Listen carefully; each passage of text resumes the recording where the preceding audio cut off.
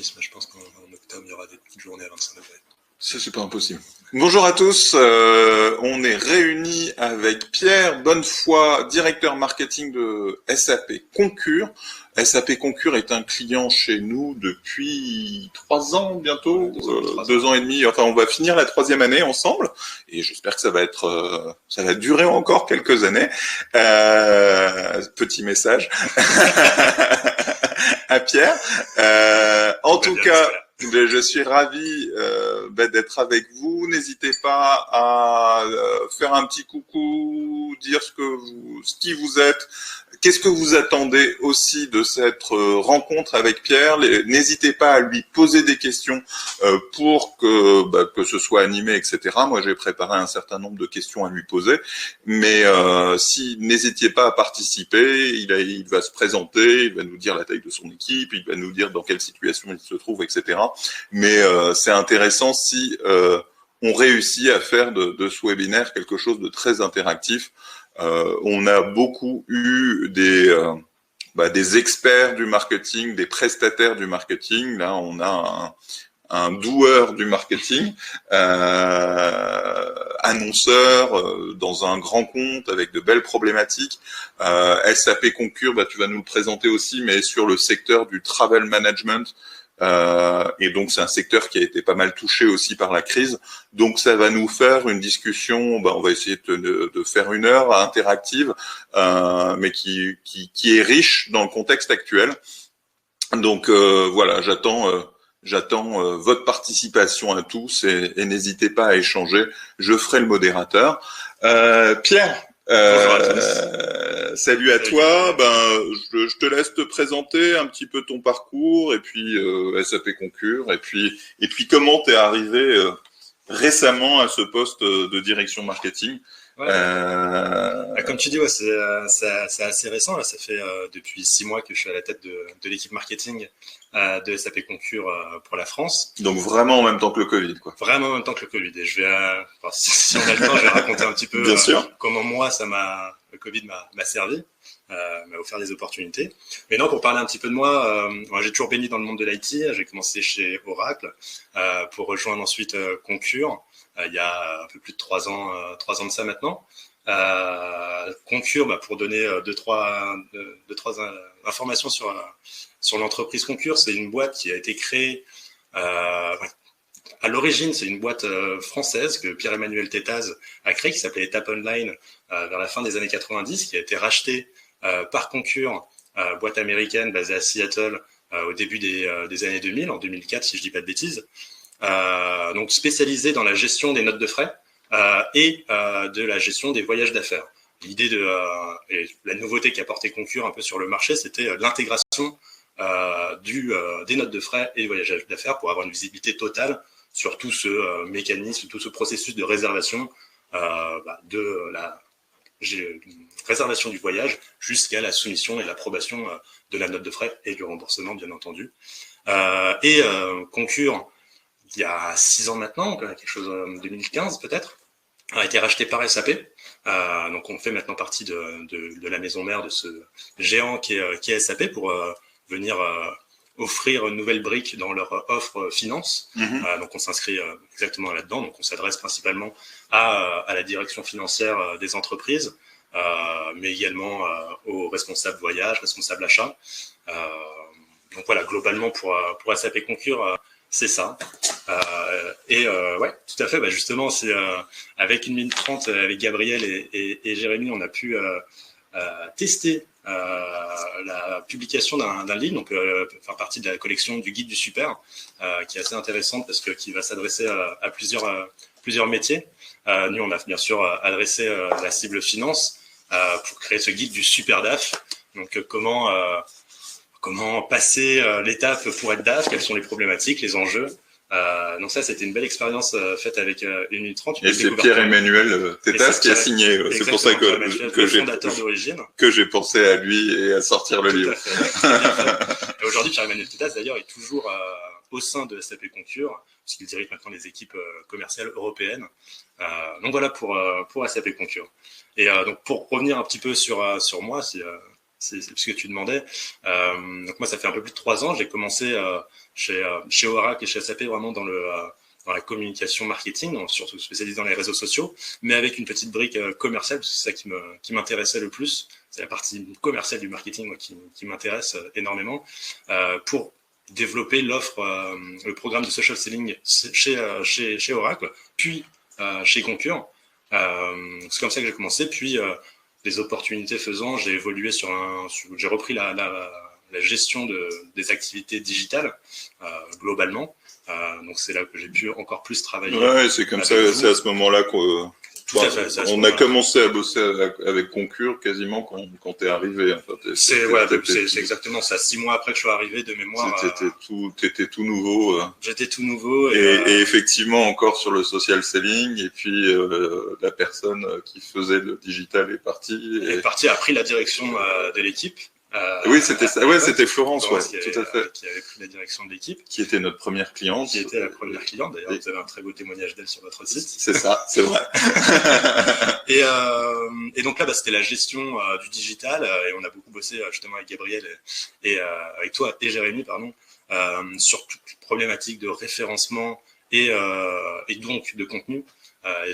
Et c'est vrai que c'était une problématique qu'on a vécue aussi chez Oracle, et c'est souvent le fait Oracle qui est aussi un client des grosses organisations comme ça, où vous avez laissé l'espace vacant en référencement naturel, malgré votre autorité, malgré votre légitimité, à des petites startups qui ont fait le job. Exactement. Et c'est vrai que sur un sujet comme les notes de frais, étaient présents des petites startups concurrentes et avaient pris la place, et on a travaillé à ce que vous soyez présents vous aussi. Alors, on n'a pas réussi à complètement les déloger. On continue. Mais il y a cette présence-là qui est nécessaire. Alors après, vos clients vont pas vous trouver grand compte, vont pas nécessairement vous trouver en tapant sur Google, etc. Mais le fait que vous y soyez était quand même un élément de réassurance et de rappel à l'ensemble du marché. Surtout qu'au cours de ces 2-3 dernières années, on a développé une offre spécifique pour les PME. Donc là, la nécessité du référencement était bien entendu plus importante. Et voilà, donc tous ces challenges sur l'activité digitale m'ont amené à évoluer et toujours avec cette brique commerciale qui est très importante au sein de la société Concur, parce que on est bien sûr une branche de la maison mère où notre activité principale c'est la génération d'opportunités et la signature de nouveaux contrats ou faire grossir en tout cas la base installée. Et donc ça, moi, ça a toujours intéressé, et c'est ça qui, je pense, a plu sur mon profil et qui m'a permis d'évoluer assez rapidement sur ce nouveau poste de directeur marketing, parce que effectivement, là, pour un peu l'anecdote, le poste de directeur marketing a été libéré juste avant le Covid, juste avant le confinement, ce qui m'a permis moi de me positionner, et avec tout un tas de, comment dire, il manque un mot, l'enchaînement des choses ont fait que le recrutement en interne était la voie à choisir, et du coup on m'est fait confiance depuis 6 mois sur ce poste, et donc pour détailler un petit peu l'organisation marketing. Alors juste quelles auraient été tes chances de prendre le poste hors Covid? Tu les estimes à combien? Je dirais relativement faible. Ouais. J'y suis allé moi parce que c'est quoi qu'il arrive, c'était un objectif dans ma carrière. Il faut saisir les opportunités. Je me dis au cas où il se passe un truc, pourquoi pas.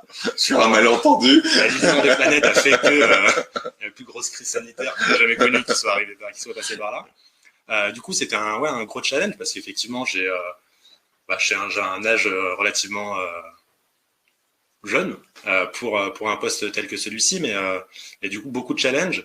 Mais moi, et surtout dans une organisation comme celle-ci, parce qu'aujourd'hui dans les startups et tout, on peut avoir des profils plus jeunes sur des postes de CMO et qui réussissent très bien dans une organisation un peu plus lourde, conséquente comme SAP. Alors SAP Concur est un peu à part. C'est justement ce que j'allais dire. Mais il y a ce côté-là quand même. Il y a SAP qui est ce gros mastodonte relativement peu agile, pardon, et avec un système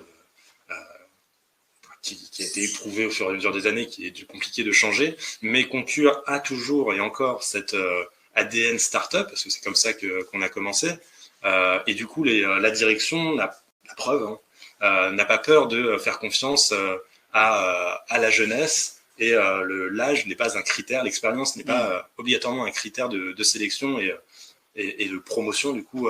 Et surtout, ils veulent, et ça c'est ce que j'apprécie beaucoup dans cette boîte, c'est développer des ressources en interne, au lieu qu'en permanence aller chercher à droite à gauche pour avoir la pépite qui paierait quoi qu'il arrive beaucoup plus cher. Ouais, il y a le fait de payer cher, et puis il y a le fait aussi d'avoir des questions de culture et d'intégration qui sont difficiles. Moi, c'est vrai qu'il y a une tendance forte à aller recruter en externe et à pas assez faire d'interne, et je trouve que l'interne est quand même une vraie voie, une vraie perspective pour les collaborateurs, donne du souffle, et effectivement, je trouve ça top qu'il t'ait fait confiance, malgré ton âge.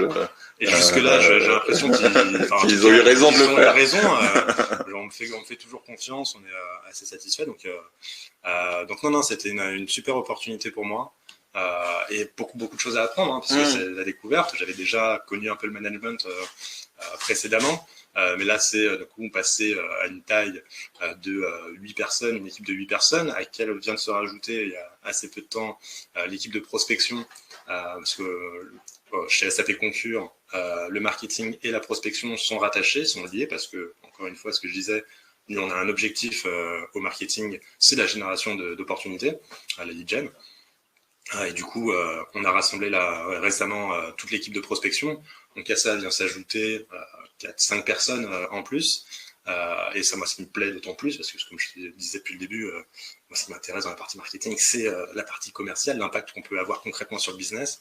Donc avoir cette équipe de prospection rattachée maintenant, c'est super. Un nouveau challenge, parce qu'il y a un nouveau métier que je dois apprivoiser, que je dois comprendre. Elle était où? Elle était au commerce avant, ou elle était rattachée directement au elle était général. Indépendante, ok. Mais là, ça a été réunifié avec le marketing. Et donc voilà, pour comment j'en suis arrivé là, c'est beaucoup de challenges, surtout dans cette période de confinement, Covid, d'incertitude, que ce soit sur l'environnement de travail, mais également les perspectives. Les résultats, les perspectives à venir, hein, ou actuelles. Comme tu l'as dit, on est sur du travel, sur la note de frais et le voyage d'affaires. Autant vous dire qu'en ce moment, le voyage d'affaires est très limité. Encore en France, il revient petit à petit, bien entendu, via le train, etc. À l'international, il est quasi à niveau zéro. Et la note de frais s'ensuit un petit peu également, hein, ça baisse. Mais on a la chance, nous, de s'appuyer, parce qu'on a cette expérience, parce qu'on est le numéro 1, de s'appuyer sur une base installée de clients très importante. Et là, je pense à nos concurrents qui peuvent, eux, avoir une base installée beaucoup plus petite et qui peuvent beaucoup plus souffrir que nous. Nous, on peut avoir justement cette stabilité pour les mois, les années à venir actuelles. Parce que ça n'a pas... vos clients continuent à payer leurs abonnements dans la période. Tout à fait. Nous, c'est un système un peu à l'abonnement téléphonique. Hein. On s'engage sur tant d'années avec un forfait qu'on utilise ou pas, on paye.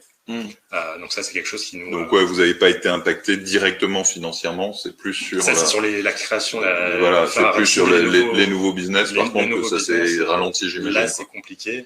Ça, on peut en parler longuement, parce que c'est justement tout l'enjeu, depuis 6 mois, de réinventer le marketing, nos actions. Moi, je te propose peut-être de faire une petite pause pour que je propose à l'audience de poser des questions s'il y en a sur justement ce début de l'échange et justement sur ta prise de poste.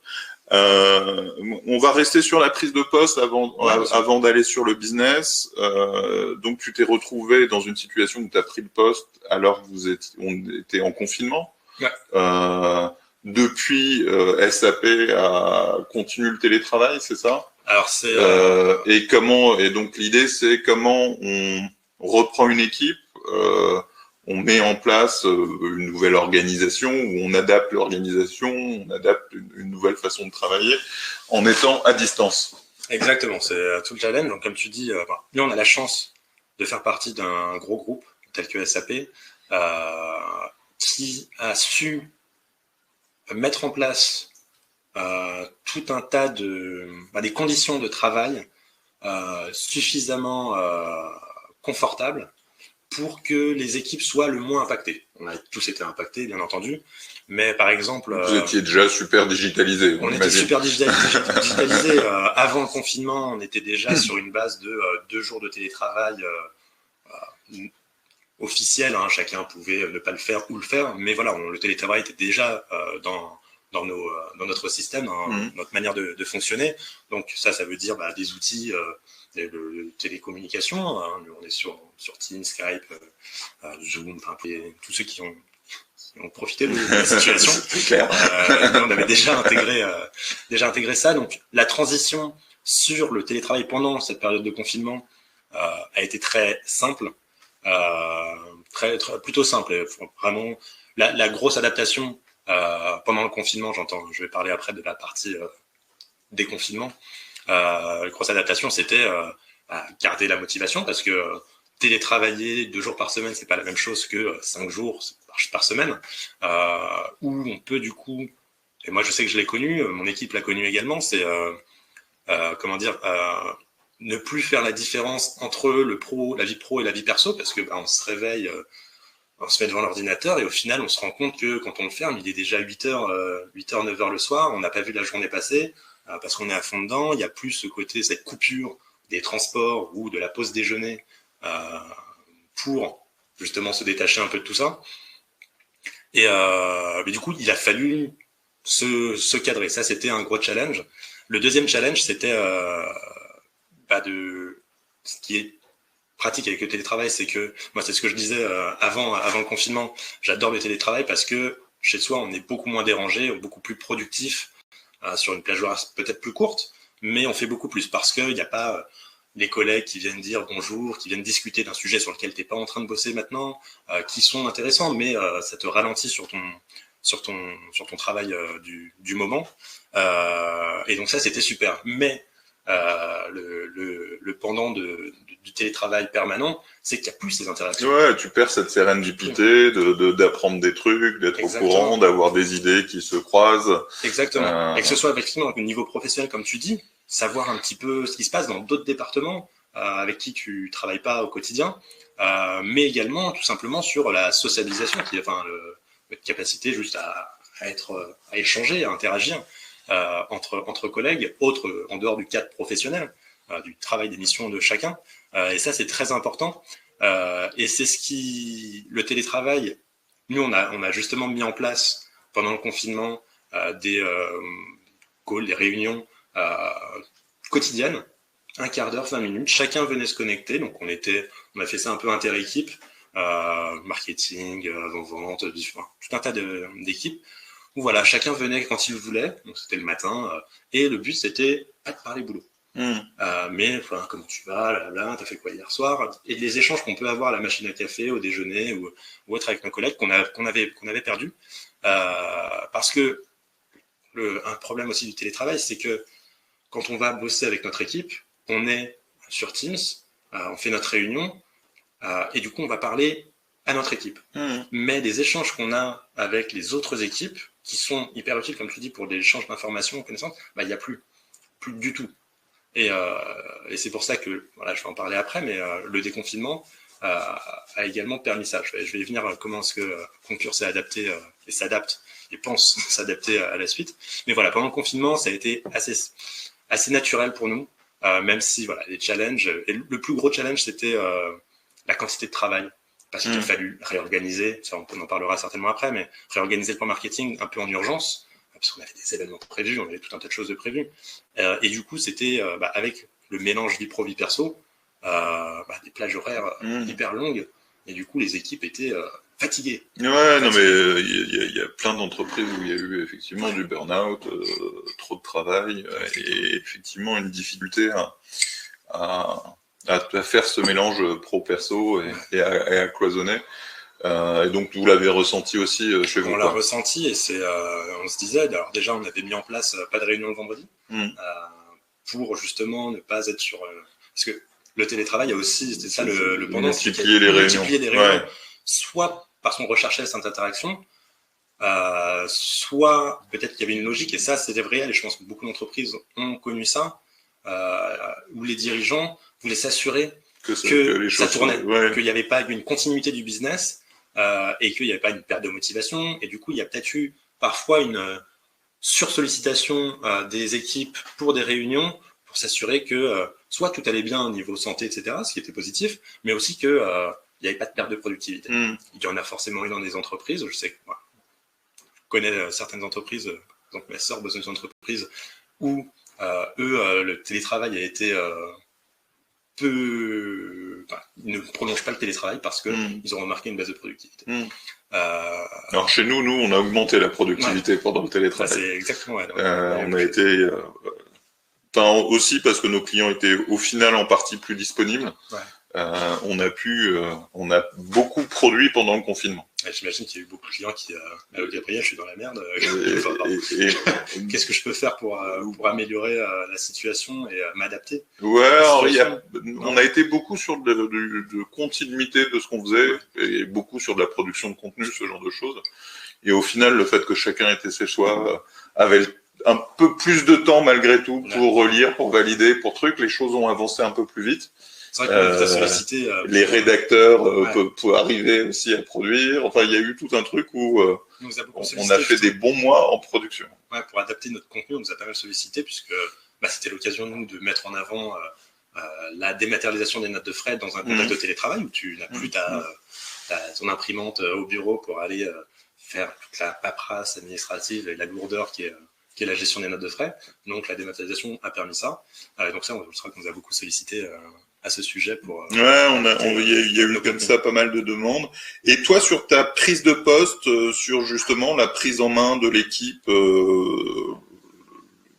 comment tu as pu bien gérer ça dans ce contexte-là?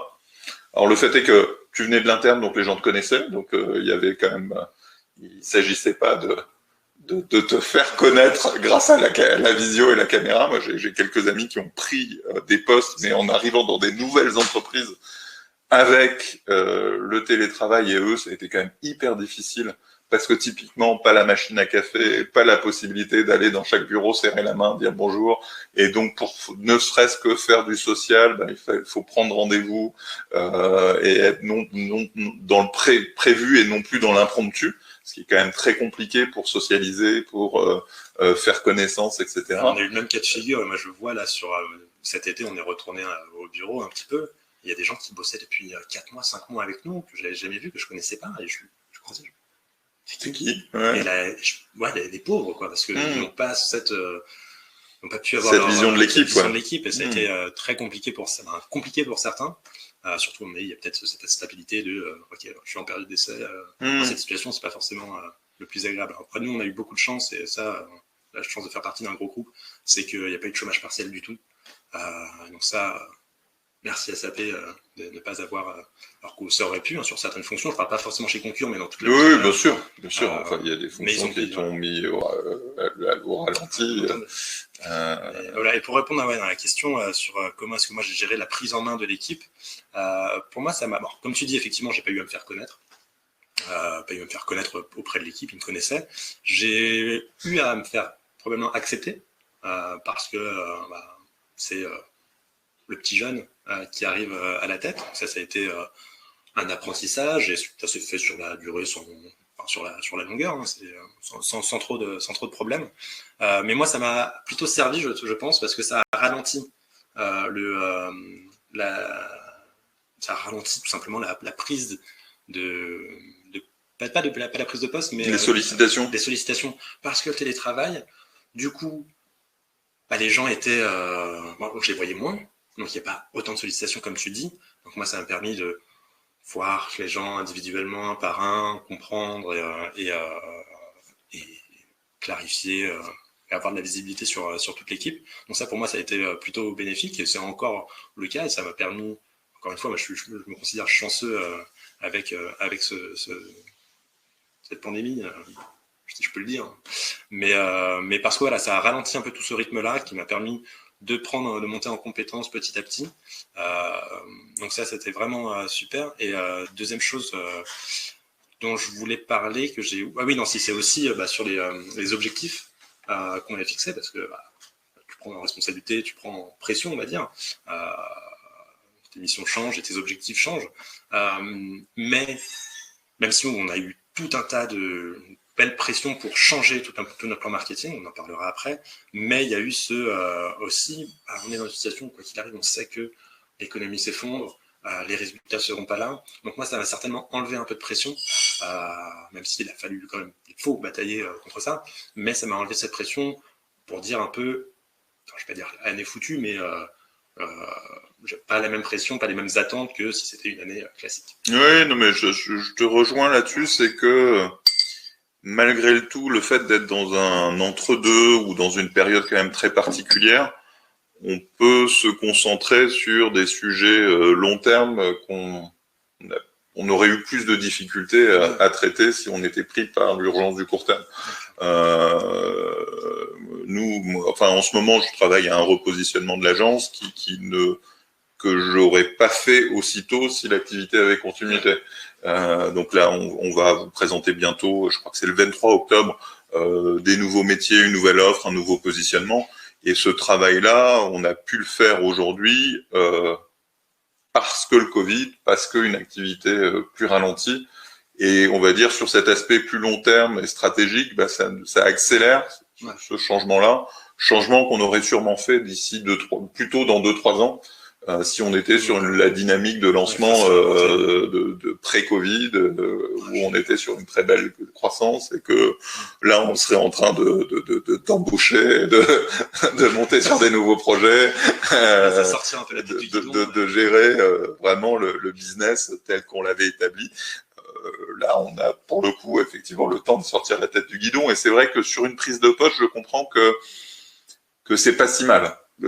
Parce que ça permet de faire les choses dans l'ordre. C'est frustrant.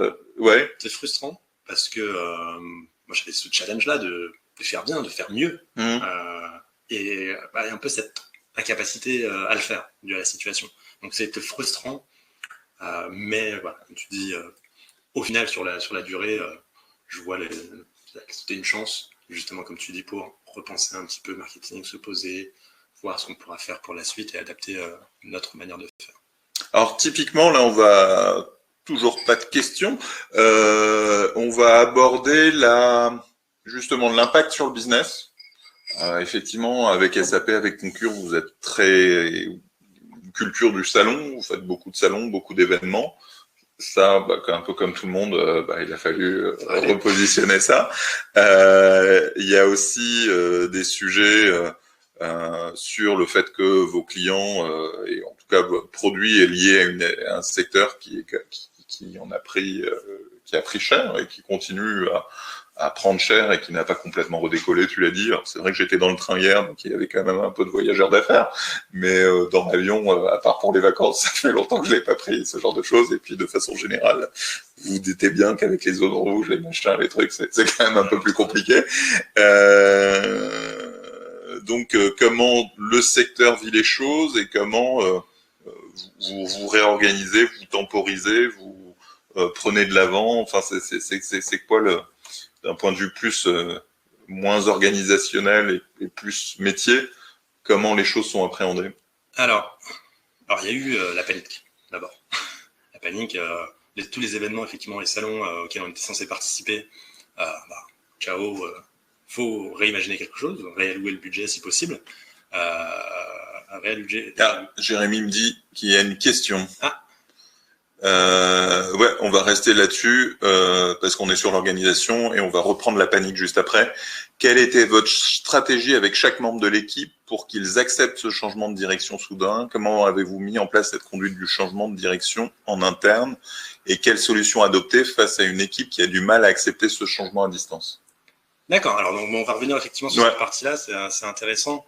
Alors nous, il n'y a pas eu trop de mal à accepter ce changement à distance pour ma part. Pour ce qui est de SAP Concur, parce que c'était c'était quelque chose de déjà fait auparavant. Mais comment dire, on a la chance de faire partie d'une société qui est SAP Concur et SAP, où tout a été mis en œuvre, encore une fois, pour que ce changement, cette transition se fasse rapidement. Là, actuellement, et ça, je voulais en parler justement, merci pour la question, sur l'après-confinement, qu'est-ce que ça a donné? Nous, on est sur un système où les bureaux sont ouverts, la tour SAP à Levallois est ouverte, donc on peut y aller sur la base du volontariat. Ça, c'est une grande chance. Dans une limite de 30% des effectifs. Donc, quand on va au bureau, on sait sur les SAP, nous, à notre étage, il n'y a pas plus que 20-30 personnes qui sont là tous les jours. Donc, au niveau sanitaire et sécurité, tout est respecté.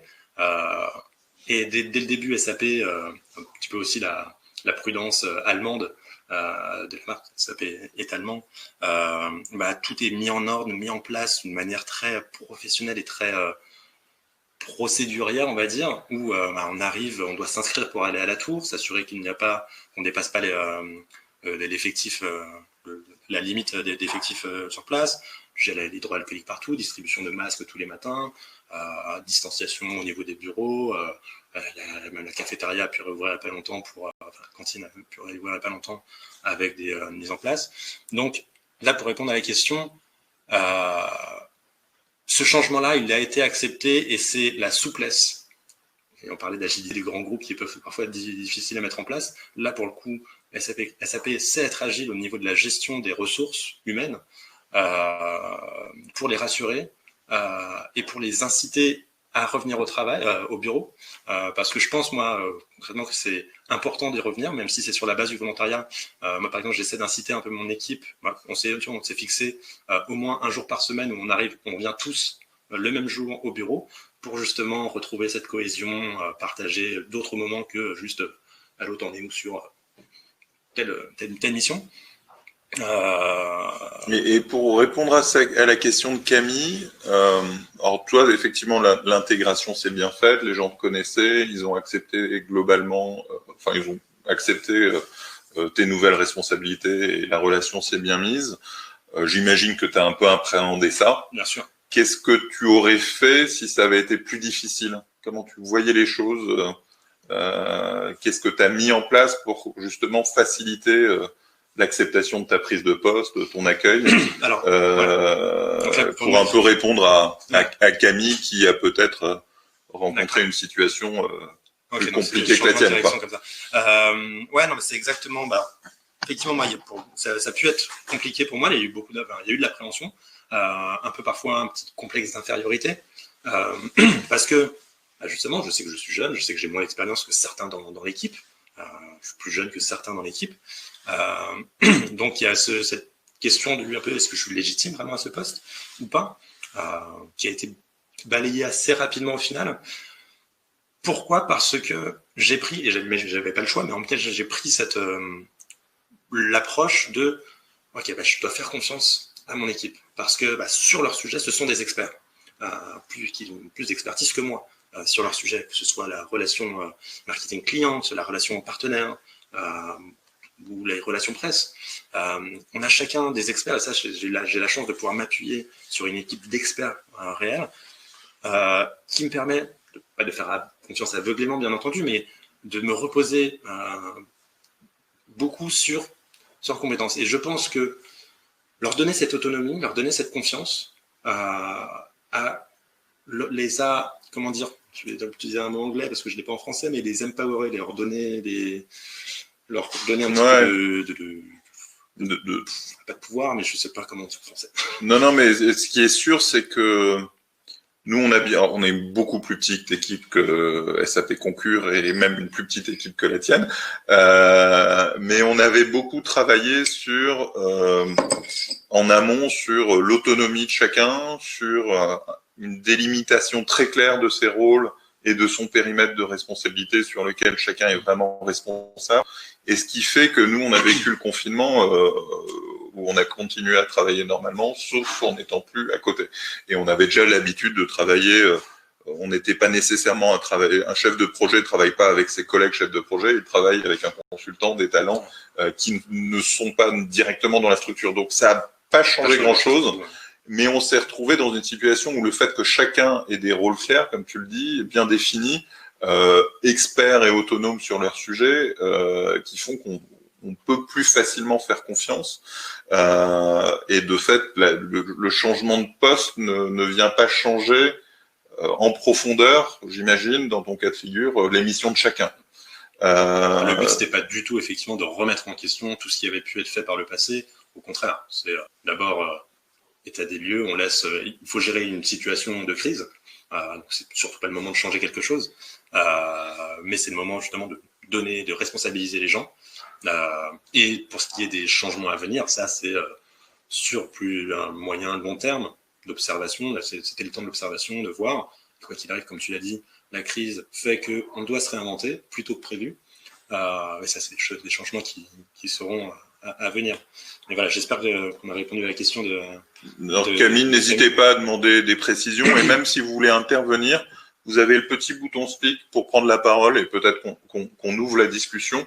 En attendant, je te propose de revenir à la panique vécue avec tous les salons annulés, etc. Ouais. Que tu évoquais. Donc ça, c'est ça qui nous a, pendant les 2 mois de confinement, qui a fait que nos journées étaient rallongées, parce que c'était la réorganisation de notre plan marketing, de nos actions à venir, de la réallocation du budget également, quand on pouvait le sauver. En général, on a quand même pu le sauver pour les événements qui ont été annulés. Et du coup, c'était réfléchir à quelle approche faire. Donc, déjà, oui, beaucoup d'activités. On a par exemple, on a eu notre gros événement européen qui s'appelle Concur Fusion IMIA pour Europe, etc., qui devait se tenir en juin en présentiel à Berlin, qui forcément n'a pas pu se tenir. Donc là, c'était dans une période de temps courte, réimaginer comment faire de cet événement un événement digital, sans perdre l'interaction, parce que c'est un événement principalement dédié à nos clients, mais également aux curieux. Et l'intérêt, c'est le réseautage, parler, rencontrer, interagir, et également découvrir un peu plus l'écosystème et cette concure, les nouvelles tendances dans la gestion des notes de frais et du voyage d'affaires. Et là, du coup, c'était comment on fait pour rendre un événement physique un événement digital. Et là, c'était à tâtons parce que, alors, d'autant plus pour moi, mais on n'a jamais fait ça auparavant. Est-ce que c'est juste une succession de webinars ? Toutes les sessions sont transformées en une succession de webinars. Est-ce que c'est on essaie de recréer un événement d'une demi-journée en ligne ? Est-ce qu'on peut s'attendre à ce qu'une personne reste 4 heures devant son écran à assister aux différentes sessions, à aller interagir? Est-ce qu'on peut reproduire les interactions sur une plateforme en ligne? On a essayé des choses, on a vu, il y a des choses qui ont marché, il y en a qui n'ont pas marché, et on apprend. Et c'est ça qui est hyper intéressant en ce moment, c'est comment passer d'un marketing physique, même si une bonne partie de nos activités étaient digitales, bien sûr. Bien entendu. On est en 2020. Tu étais responsable du marketing digital avant d'être directeur marketing. Voilà. Et puis voilà, on est en 2020, on sait que les événements sont très importants, bien entendu, mais ça ne fait plus tout. Et j'en étais à dire que oui, c'est cette réinvention de notre plan marketing. Donc, il y a eu cette phase de panique, cette phase de OK, on prend du recul, on replanifie. Et le challenge qu'on a, je pense que beaucoup de gens ont, c'est que beaucoup de gens se sont dirigés vers le webinar. On en faisait déjà. Est-ce qu'on a accéléré la cadence? Pas forcément. Mais on a vu beaucoup de gens, une profusion de webinars.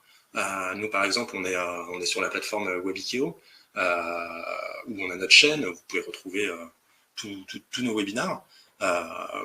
Et ben là, on a vu une quantité de webinars proposés, ce qui fait que il y a une offre pour n'importe qui, pour la personne lambda, énorme. Et donc, forcément, une baisse dans la participation à ces webinars, parce qu'on voit encore en juin, juillet, c'était encore nouveau, les gens c'était pas nouveau. Je sais pas que le webinaire. Oui, mais on sent qu'il y a une. Et là, il y a une baisse depuis la rentrée. Je sais pas si tu l'as vu. Oui, bien sûr. À travers tes webinars. Mais ouais, une petite baisse, et du coup, c'est trouver le contenu pertinent plus que continuer dans cette accélération, dans cette profusion de webinars. Donc, le changement était surtout comment le digital, le physique, l'événementiel quelle part ça prend dans notre stratégie et comment la mettre. Ce qui a pêché un peu, parce que les événements physiques, c'était principalement pour les questions de notoriété, se faire connaître de l'écosystème, dans l'industrie. Pas forcément, ça n'a pas trop impacté notre génération d'opportunités, notre génération de leads, d'acquisition, parce qu'elle se fait principalement sur le digital aujourd'hui. Mais voilà, c'était les problématiques de notoriété qui, quoi qu'il arrive, ont été un petit peu mises de côté. Pourquoi ce choix? Parce que, d'abord, on a la chance d'être s'appeler SAP Concur, donc on est connu, on est numéro 1 sur le secteur, donc même s'il faut en faire et on continue de paraître dans la presse, etc., avoir cette logique de awareness, de notoriété, on peut la mettre de côté pour privilégier justement des actions d'acquisition pure qui nécessitent parfois un budget pas forcément plus important que le awareness, parce que ça coûte quand même. Mais voilà, rediriger, trouver des nouvelles manières d'atteindre nos audiences. Et c'est un travail qui est encore en cours. Parce que en juin, on ne pensait pas forcément que ça... En mai, on ne pensait pas forcément que ça durerait. Là, on se dit qu'on est dans cette situation encore pour certainement un an, voire plus, surtout sur notre secteur du voyage d'affaires, la note de frais. Donc, on sait que il faut changer notre manière de faire, notre approche, repenser un petit peu notre marketing. Et est-ce que, en sortie de Covid, vous allez refaire beaucoup d'événements physiques ou vous interrogez sur la place de l'événement physique en post-Covid? Comment vous voyez les choses, typiquement sur je pense que un Concur Fusion? Il y a déjà une date de prise pour 2021 ou 2022 ou pour l'instant on est en suspens total? Alors on se dirige, pour le moment il n'y a rien d'acté, on se dirige vers, en 2021 tout du moins, du digital. Là, par exemple, on est en pleine construction du plan marketing pour 2021, en tout cas sur le premier semestre, parce que là, c'est compliqué, aussi loin, ça devient encore plus compliqué que d'habitude. Mais ouais, on ne va pas prévoir de physique sur le premier semestre 2021, à moins qu'il y ait un vaccin qui sorte de nulle part. Mais on verra. Trump a été contaminé. Donc peut-être parce qu'il va mettre un gros focus là-dessus. Mais non, pour nous, la réflexion sur le physique, c'était déjà faite, et je pense pour beaucoup d'entreprises, c'était déjà faite par le passé. Est-ce que ça vaut encore le coup d'investir sur le physique? Moi, ma réponse, elle est clairement oui. Il faut, parce que l'interaction, et on le voit, c'est là, par exemple, toutes les personnes qui sont présentes sur le webinaire interagissent peu. Il y a quelques questions, mais on va difficilement retrouver cette interaction, l'échange d'informations, la présence physique. Et ça, il faut la garder, surtout avec nos clients, mais également, même si c'est plus compliqué de faire venir un prospect à un événement, faire se déplacer pour quelque chose qui n'est pas forcément sûr, vraiment très curieux, c'est compliqué. Mais non, il faut maintenir, quand on pourra, maintenir des événements en personne. Ça, définitivement. Et je pense qu'après Covid, on continuera certainement sur le même rythme, parce qu'encore une fois, on avait déjà fait cette transition. Donc ouais, non, là pour le coup, ce ne sera pas un gros changement. Le changement, c'est surtout que c'est plus du tout d'activité physique. Donc comment garder le lien avec nos clients? Et ça, c'est des problématiques. On a trouvé 2-3 solutions, on est encore en train d'y réfléchir. C'est principalement via la visioconférence. Mais ouais, voilà, et tu parlais des sales, c'est intéressant, effectivement, les sales qui en prospection n'ont plus les numéros de téléphone, ne savent plus quoi faire, peuvent pas appeler les gens chez eux. Comment ce changement s'est opéré? Comment ils ont repris une activité aujourd'hui? C'est alors, pour la partie prospection, donc, qui fait partie de mon équipe maintenant, c'est très compliqué. Parce que la plupart des gens sont en télétravail, encore aujourd'hui, même si ils reviennent avec les annonces qui arrivent et oui, on va y retourner. Donc, si on appelle le numéro de portable du contact qu'on veut contacter, on passe par le standard. Le standard, il n'y a personne qui répond. Donc compliqué. Donc c'est réorienter un petit peu la prospection toujours sur les réseaux sociaux via de l'emailing. On n'oublie pas que nous on lâche pas, parce que l'emailing on y croit encore, ça reste toujours bien sûr un canal privilégié, même si bien sûr les réseaux sociaux, LinkedIn sont là. Mais voilà, et c'est plus compliqué parce que alors d'un, il faut que les gens répondent. De deux, il faut que les gens aient un projet. Et de 3, il faut que les gens aient la priorité d'allouer un budget à une problématique de voyage d'affaires. Je parle vraiment là pour l'acquisition de nouveaux contrats. Et comme priorité, un projet de gestion des notes de frais de voyage d'affaires dans un contexte où le voyage d'affaires est grandement diminué. Donc, sur cette partie nouveau business, c'est compliqué. Là, on a encore une fois la chance de s'appuyer sur une base client très large qui rend quand même la situation moins compliquée. Mais typiquement, aujourd'hui, cette équipe de prospection, tu disais 4-5 personnes, qu'est-ce qu'elle fait?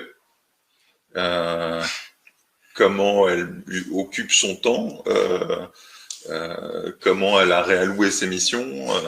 Alors comment elle fait déjà? Elle fait à fond. Ils ont pas baissé leur engagement, leur motivation peut avoir pendant un petit moment, surtout cet été, baissé. La rentrée là, on voit que il y a des nouveaux projets quand même qui se mettent en place, des discussions pour 2021 qui arrivent à avoir lieu. Et donc ils avaient déjà des contacts avec auparavant, donc tout n'est pas perdu bien entendu, mais c'est principalement des actions beaucoup plus ciblées. Et ça, je parle aussi d'un point de vue marketing, mais également d'un point de vue prospection, où avant, on pouvait se dire, on a ce segment-là, on va arroser tout le monde et on va voir. Là, on va se dire, non, je vise ces 10, 15, 20 comptes, faire un super mapping, aller en profondeur et ne plus forcément être, même si la pression du chiffre fait qu'on veut être dans une logique court-termiste, c'est le gros changement, je pense, qu'on doit adopter et qu'on va adopter, c'est avoir une logique un peu plus moyen terme ou long terme, parce que les projets ne vont pas arriver maintenant. Il y en aura, mais la grande majorité n'arriveront pas maintenant, arriveront certainement en 2021. Donc, c'est plutôt une logique de nurturing, appeler, de passer 2-3 messages, répondre à des questions, proposer des webinars, proposer de la documentation, pour que les gens, pendant cette période d'incertitude, soient quand même maintenus au courant. Ouais, mais c'est un peu ce qu'on disait sur la prise de poste, l'organisation, c'est que on peut prendre le temps de faire les choses dans l'ordre et de bien établir une relation, de bien traiter la problématique, traiter les enjeux, sans être tout de suite dans la proposition et le commerce, en fait. C'est ça. Même si, encore une fois, il y a cette pression du chiffre. Ouais, bien sûr. Il y a des objectifs à respecter. Pour la partie commerciale, il y a des variables à atteindre, enfin le chiffre de rémunération quand même. Donc il y a quand même cette pression du chiffre à court terme.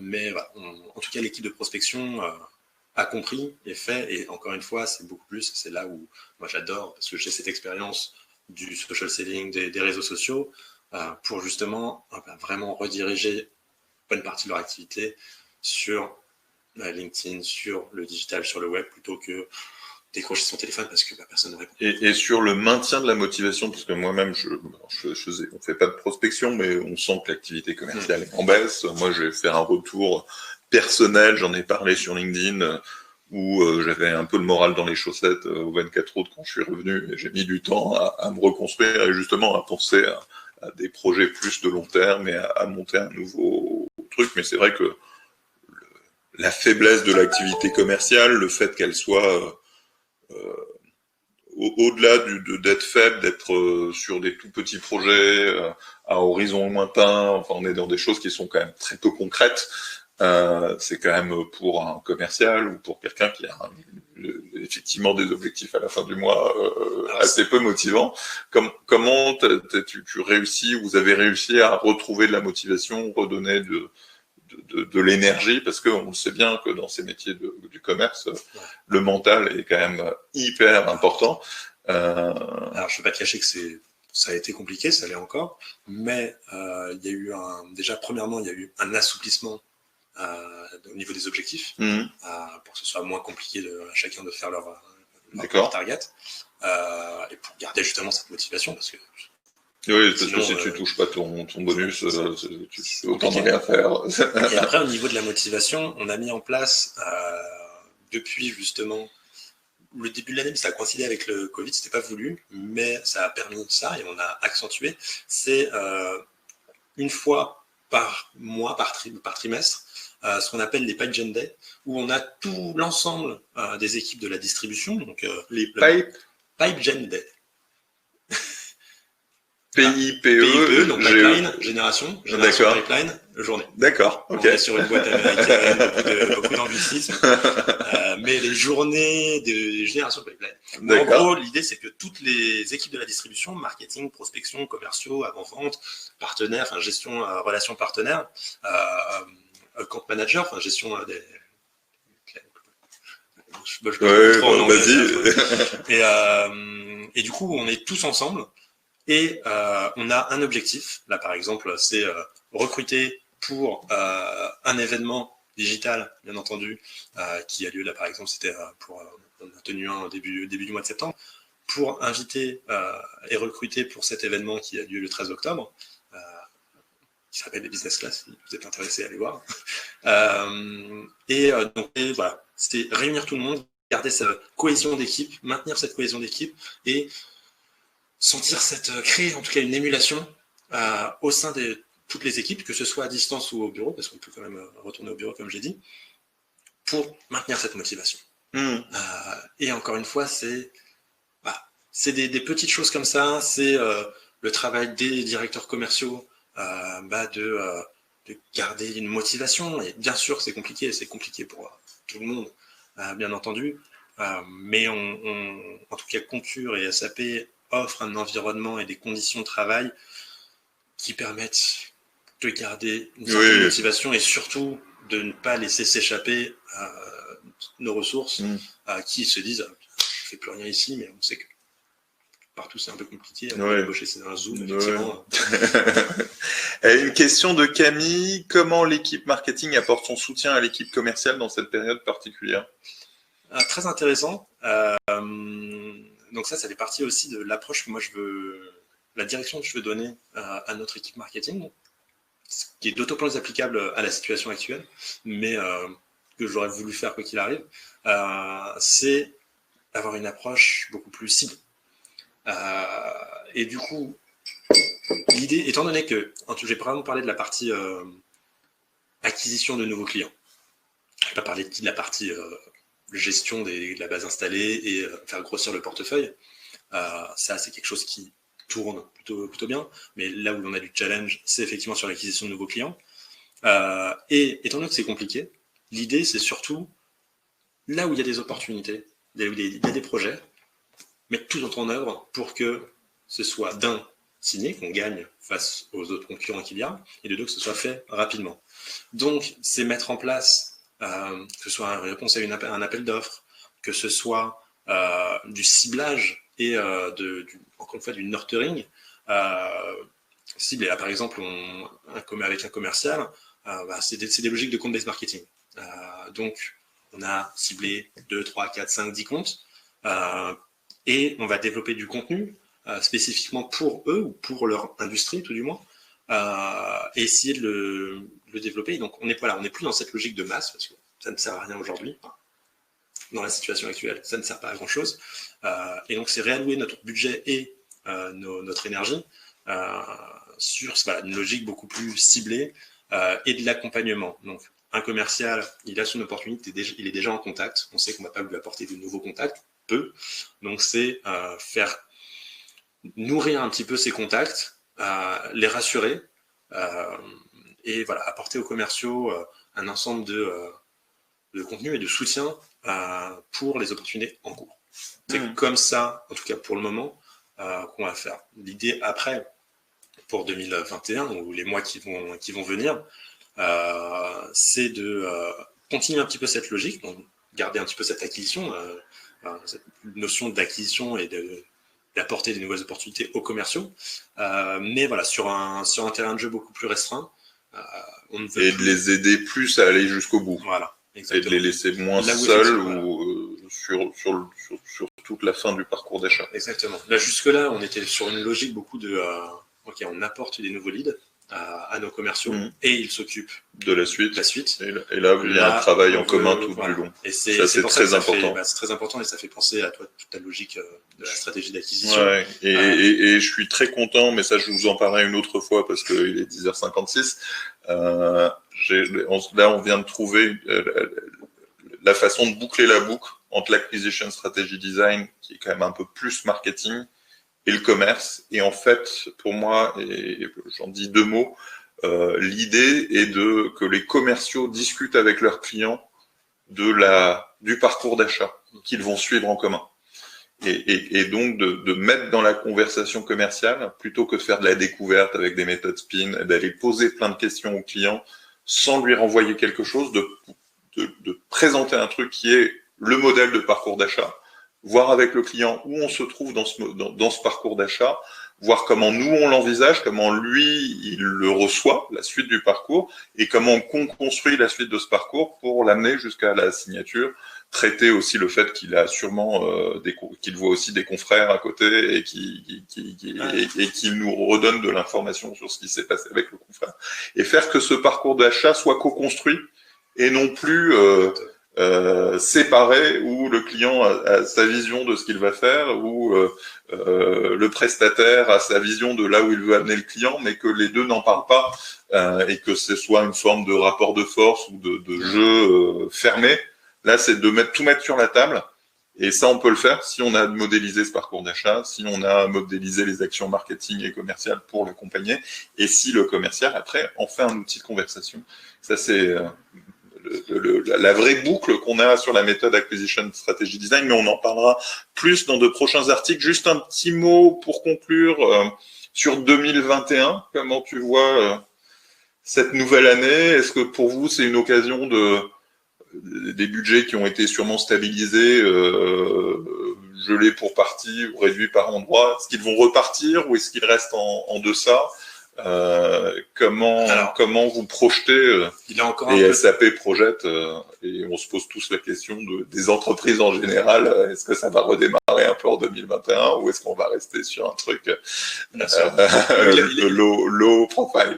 Pour ce qui est de SAP Concur, il est encore tôt là pour avoir une visibilité claire sur ce qui va se passer en 2021, que ce soit au niveau des objectifs de croissance, que ce soit au niveau du recrutement ou du budget marketing. Une vision pessimiste me laisserait dire que oui, les budgets vont être restreints, on ne pourra pas recruter, etc. Et du coup, la croissance sera moindre. Mais ma vision optimiste, c'est peu importe ce qui se passe, ça va nous permettre qu'on arrive à avoir un peu du budget ou recruter et que l'économie reparte. Ça va nous permettre pour se reconcentrer, comme tu disais tout à l'heure, sortir la tête du guidon pour se concentrer sur l'essentiel et faire soit avec moins, mais mieux, soit avec plus, mais pareil, même logique, mieux. Et non, effectivement, c'est pour ce qui est, en tout cas pour le groupe SAP, la chance que on offre des solutions qui sont essentielles au fonctionnement des entreprises.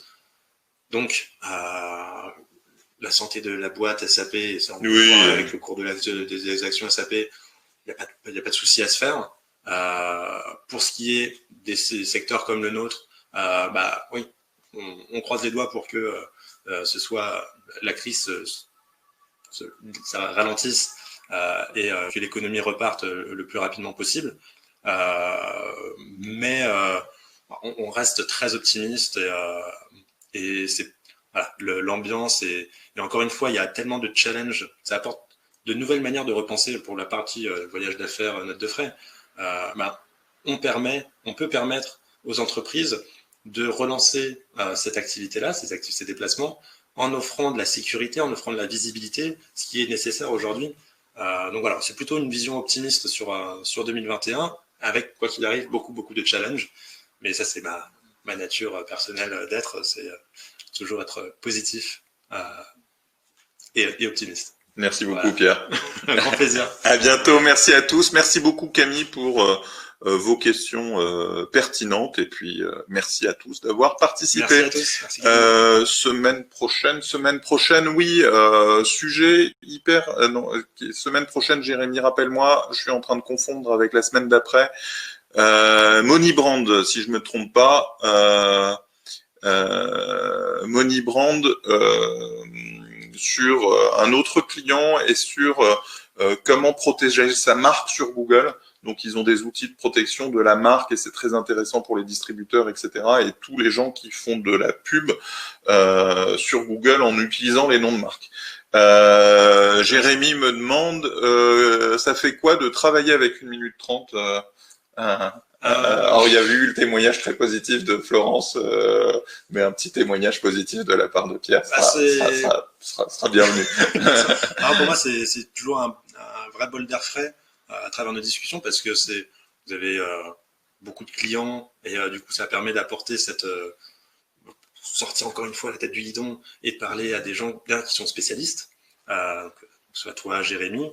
Moi, j'aime beaucoup, par exemple, travailler avec vous deux, et Jérémy, en tout cas, ce que j'aime beaucoup, moi, c'est ça, hein, c'est vous nous conseillez ce que vous appliquez vous-même pour votre marketing. Et donc, à partir, pour votre marketing, votre communication, votre stratégie d'acquisition. Et donc, maintenant, c'est rassurant parce qu'on sait que c'est pas du vent ce que vous nous racontez, c'est des choses que vous appliquez concrètement à vous-même.